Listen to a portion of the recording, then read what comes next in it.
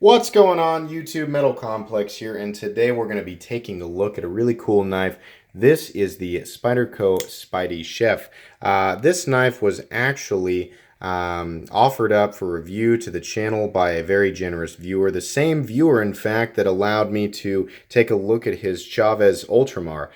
So thank you again to you, sir. This gentleman asked not to be named, so I'm not going to do that. But again, I do greatly appreciate the opportunity to take a look at this knife because I've been considering it for a while, considering purchasing it for review and possibly to keep for myself. But you've made this much easier on me, so fantastic.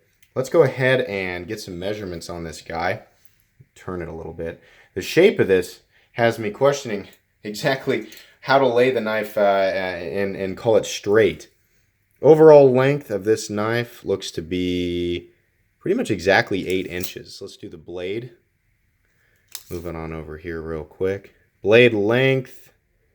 Total blade length looks to be about right about 3.5 inches. However, the cutting edge, probably 3.3, 3.4 inches on the cutting edge. Let's do some size comparisons here real quick. Up against the Ontario Rat Model 1. Rat 1 coming in at about 8.6 inches overall. How about the Paramilitary 2? PM2 coming in at about 8.3 inches overall, so close to the same overall length as the PM2. How about the Benchmade Griptilian? Benchmade Griptilian coming in at the same overall length, 8 inches, so very comparable there to the Benchmade Griptilian, both in overall length and in blade length. Last but not least, of course, we have the Spyderco Delica coming in at 7 inches overall. So, interesting. Let's go ahead and weigh this knife. Let me go ahead and put that away and get the scale out here. Turn it on and make sure we zero it out. I've been having trouble with that lately. There we go. Okay, so weight on this guy. 3.7 ounces on the first weigh. 3.74. So about between 3.7 and 3.75 ounces. Under that 4 ounce mark for those of you who do take that into consideration. So this is a good size to weight ratio given the fact that it is a full titanium knife. This is a, excuse me, let me go ahead and focus here. This is a Taichung Taiwan model. These come in at about $217 on Blade HQ. They are using LC200N steel, which we're going to talk about. I know there are some people out there who are unfamiliar with it. Fully flat ground blade, sheep's foot style blade. You've got 6AL4V titanium scales, open body construction. So really nice knife, definitely. I've got a lot to say about it, so we'll go ahead and move into that now. You know, actually, before we do that, we should do the paper cut test, because this is a knife that I am very excited to try and slice with. As usual, the paper cut test is not a definitive cutting test. It is simply a way for me to test the edge out of box, so to speak, on this knife, because it's technically not brand new. And then what I generally do is I take a pass with the PM2, which seems to be the universal standard of sliciness. And then I take the knife in question and do a pass, and then I compare the two. Obviously, what you're cutting and how thick it is, and wood, rubber, all that, that's going to change the cutting performance of any knife. So just keep in mind this is just simply just a out-of-box sharpness test.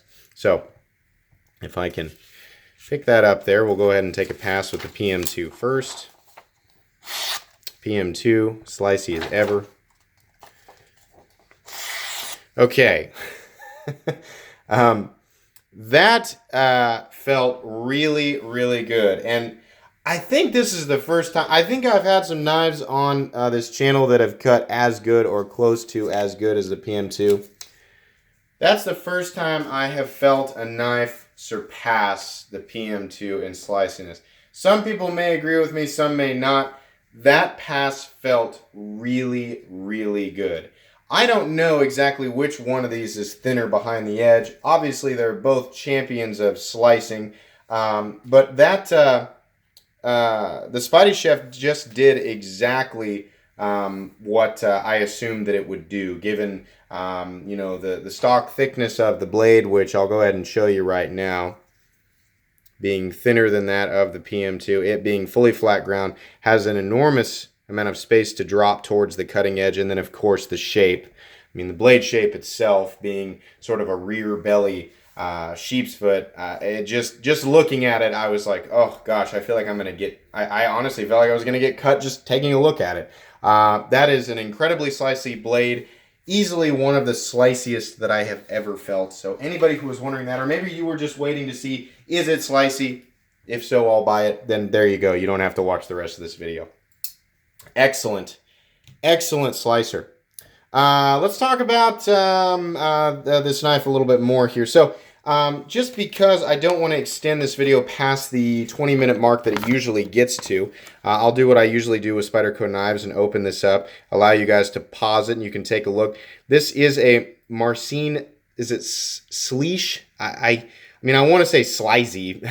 I know that's incorrect. I hope I'm not pronouncing his first or last name incorrectly, but it's in the Sleesh family of knives. You know, there's a Sleesh Bowie. Anybody who watches Nick Shabazz is going to be very familiar with that knife, at least visually. I don't want to go into the origins of it because, like I said, it'll take too long. So you know, hopefully you read that. But we're going to kind of move into the knife here. Let's talk about the blade shape and kind of the overall appearance here. We've got, like I said, kind of a rear belly sheep's foot style blade. You can see there how the tip comes down. Despite it being not the thickest blade in the world, it's also not the thinnest blade in the world. Honestly, it looks to be, yeah, it's pretty close to the Benchmade Griptilian in terms of thickness. So 0.11, 0.12. Tip comes down. It looks to get thin, but remember, it's a sheep's foot, so really you have quite a reinforced tip there. Nice satin grind lines on this blade. Taichung, Taiwan. I wanted to say Taichung twice there. Taichung, Taiwan does an excellent job with fit and finish. We'll get into that. But this knife is very beautiful all the way around. Everything looks nice. The blade is nice and even. I should point out, you know, that I was very impressed with that cut test because the owner of this knife, I believe he actually purchased it from the secondary market, but he said it appears to be unused completely, and I think that is the case. So if this was used at all, it still has excellent slicing performance. Moving down to the scales, you do have sort of a, it looks like a matte tumbled or like working finish tumbled 6L4V titanium frame that's flat on top, has some nice chamfering around the edges, making everything very smooth. There's nothing, you know, pointy or sharp sticking out. You've got a relief cut here for the access to the lock bar, which works really, really well. You've got a simple button head, Torx pivot, and then you've got some smaller button heads down here for the body. And then you've got, of course, the other side for your pocket clip and the lanyard hole. On this side, it mirrors much of the front side, except you've got the wire pocket clip back here. Some of you guys know I don't like how the wire clip looks, but I cannot deny that it functions perfectly well as a pocket clip. This is only going to show about this much of the knife sticking out of your pants, so it does ride pretty deep. It functions perfectly. You can mount it left or right hand side, though I will point out this is a right-handed frame lock, and you are limited on access to that thumb hole with your left hand. We'll talk more about that when we get into ergonomics.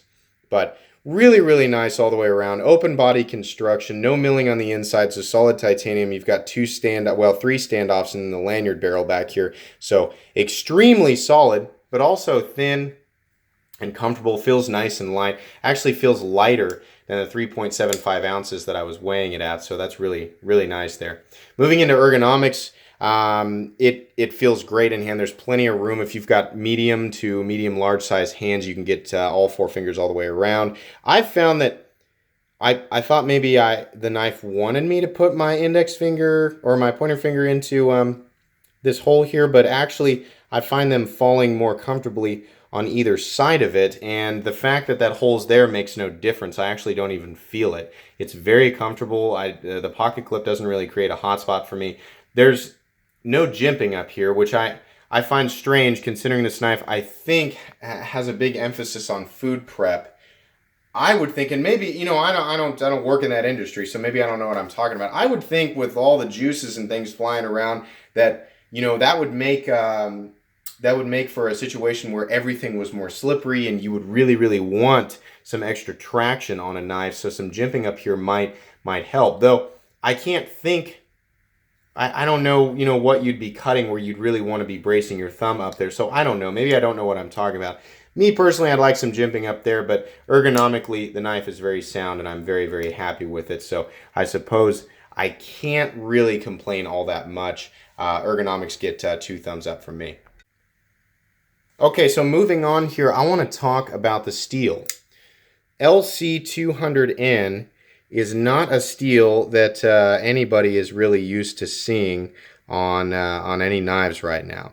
But I did some research and I found out a little bit of information. And I'm going to give the short version of this, but for those of you who want to read exactly where I was reading, there's a link in the description. It's actually a Blade Forums discussion. The number 9 comment, or the 9th comment down, was actually from Sal Glesser himself, explaining essentially how they got their hands on it and what it is, and what the edge retention is comparable to. So if you want words directly from the man who's running the company, then feel free to follow that link and read for yourself.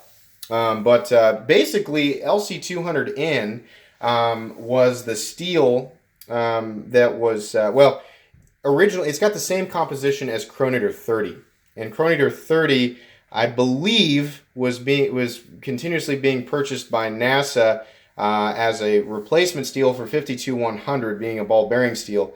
It was meant as an upgrade to that steel, and NASA uses that steel. So now, I can't remember exactly transitionally what happened, but they can't call it Chronometer 30. It explains it in the link. So it's LC200N, and this happened, I think, in 2013.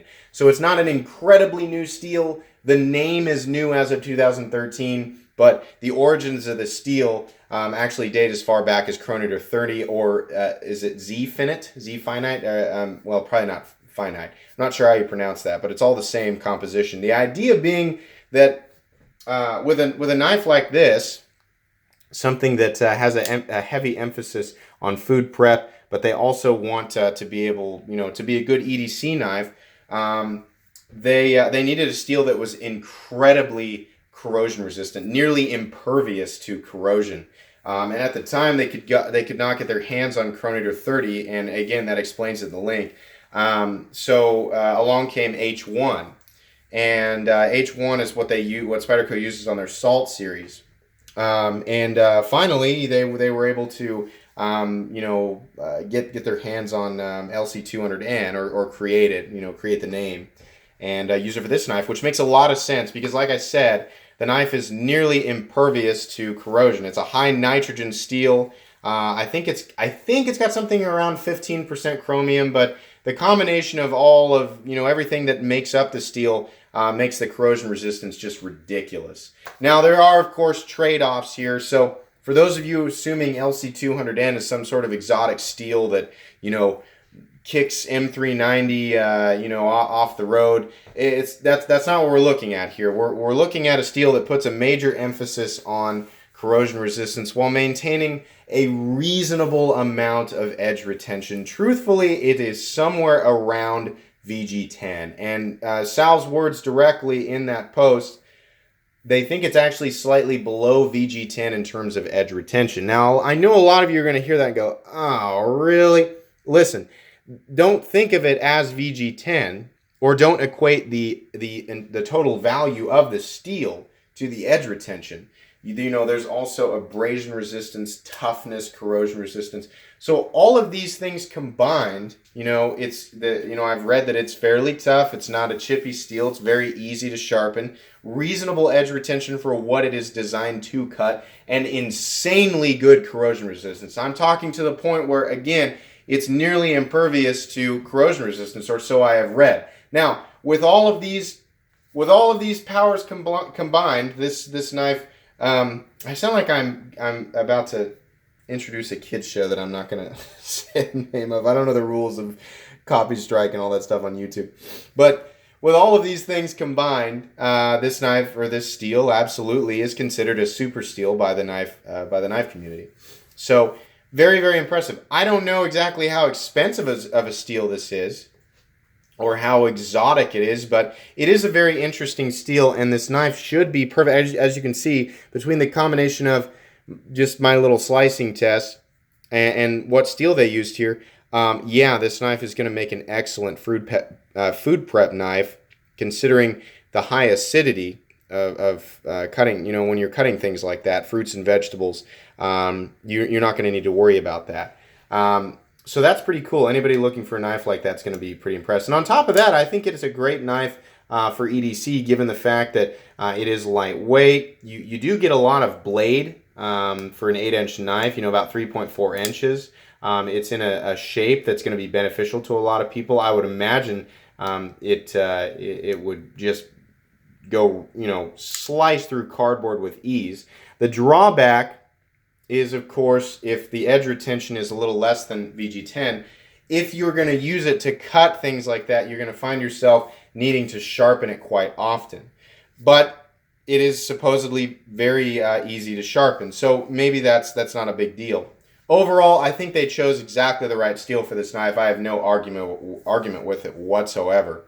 So that's pretty cool. Look into that length and get, you know, read the whole discussion, read what Sal said if you want an accurate, you know, the full accuracy to what I'm saying there. I wanted to be real careful about that since I wasn't 100% familiar with the steel. So that's pretty cool. Now let's talk about some things that I don't like about it so much. The jimping thing, I wish there was some jimping up there. That's not really that big of a deal. You can switch the pocket clip to, and you know, make it a left-handed knife, like I said. But number one, you're dealing with a right-handed frame lock. So if you are left-handed, you have to kind of adjust to be able to do that. That's not that big of a deal. Here's what the big deal is to me.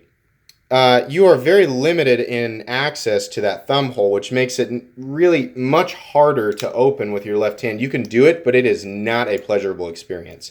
So this is the only thing that even hints at this being a knife that's accessible for left-handed people is the fact that you can mount the pocket clip on the other side. But actually accessing the hole is a huge problem. It also will make right-handed people frustrated who are used to Spyderco knives, where you have much more access to the hole and can do this because you can actually get your finger back in there. That reverse flick, if you're a fidgety person such as myself, you do not have the same type of access to that hole. You can see here there's plenty of room up here, so you can do this and you can do the forward flick, the standard flick. But getting your finger in back here, it's possible, but it's really, I really had to practice at it, and even still, yeah, see, it didn't deploy all the way there. Even still, it's really not that pleasurable of an experience, and it kind of takes that fidget factor away from this knife, which is something that I look for and expect in Spyderco knives. A lot of people are going to roll their eyes and go, dude, it's a pocket knife, it's meant to be used to cut, you know, you shouldn't even be considering things like that. You know, hey, that's a fair point. It is a knife, but believe me, in this day and age, there are a lot of people out there that are like me who do, you know, just kind of mildly use their knives in office settings or use them for little things. Maybe they use them for outdoor tasks on the weekend if they have a home project. But at the end of the day, they're coming home, and if they're idle and sitting on the couch, they're going to play with this knife. They're going to fidget with it, mess with it. You know, that's something that actually creates market trends. You know, there are knives, front flippers, for example, that are designed around that entire concept. So it is absolutely a thing. And for me, Spyderco kind of started that fidget factor thing with me. It's the reason that I enjoy them so much, or part of the reason that I enjoy them so much. Obviously, the performance is a huge part of it, but not having, not being able to access the other side of that really kind of bums me out. You can do it. You know, I'm not gonna lie, you can do it, and I've been practicing with this knife a lot, but it doesn't have the same. It's not as easy to get in there with this knife. You know, the PM2. Oh, it's so easy. It's so smooth. This is more of a clunky kind of position your hand exactly right, get it in there, peel some of your fingernail off, and then maybe you get it to deploy. And it just doesn't quite do what I want it to do. Now, if this knife still interests you, should any of those things stop you from buying it? No. I'm going to talk about the only thing that I think people, might stop some people from buying this, and maybe for good reason. This is just my opinion. The one thing that I really don't like about this knife is the price. $217 on Blade HQ. Now, ZT comes under question a lot for their prices, and they make a lot of knives in the $220 range, and they're USA made. Generally, some combination of titanium and G10, or all titanium, or titanium and carbon fiber. And then we see steels like S35VN, which is acceptable in that price range, and a lot of steels like 20CV. We see a lot of 20CV from ZT in that price range. And, like I said, they're USA made. And people are questioning those prices. And you know what, part of me understands it, but I have like a major love for ZT, so I'm always happy to buy a ZT knife. But, for good reason, people question their prices. Now, ZT, those knives are generally running on bearings. They've got steel lock bar inserts. Like I said, they have crazy, a lot of times more exotic materials. And they're still being questioned. So absolutely I'm going to question why. Why is this knife $217? I don't agree with that. You do have titanium. You have a steel that can, is a super steel and can pass for exotic. I don't know exactly how expensive it is. I can't assume that it's insanely expensive, that it's the sole reason this knife costs so much. But we don't have bearings. We don't have a steel lock bar insert. And that's not to say that this knife should have bearings. I don't think that it should. I think phosphor bronze, which is, by the way, what it's running on, is absolutely what it should be. I'm not saying we leave the price where it is when we upgrade the materials. I'm saying, why doesn't this knife cost $175? Or, honestly, about up to $190, I think that's an agreeable price. Once you start approaching the $200 mark or over, that's where I'm kind of, why? Taichung Taiwan, does great work for Spyderco. They make excellent knives, but they've got knives of this same caliber coming out of that factory that cost less. So I'm in partial disagreement with the price. Now, again, let me emphasize this. This is still an excellent knife. This is a major performer. It's kind of like, I don't want to contradict myself, because one of my favorite knives of all time is the Spyderco Shaman. And I know a lot of people are like, why is he still mispronouncing that? We've corrected him. That's how I like to say it, Shaman.